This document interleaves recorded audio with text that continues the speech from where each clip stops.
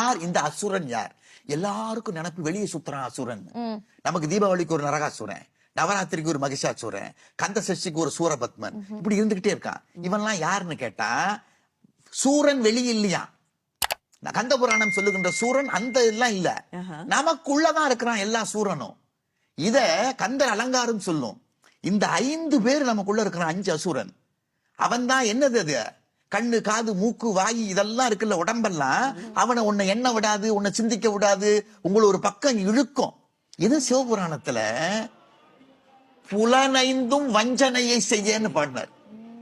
மலங்க புலனைந்தும் வஞ்சனை. உங்க கூடையே இருந்துகிட்டு உங்களுக்கு எதிராக வேலை செய்யறது யாரு? பக்கத்து வீட்டுக்காரனும் எதிரியோ இல்ல, நீங்கள் தான் உங்களுக்கு பெரிய எதிரி. அங்க உள்ள இருக்கிறவன் அசுரன்.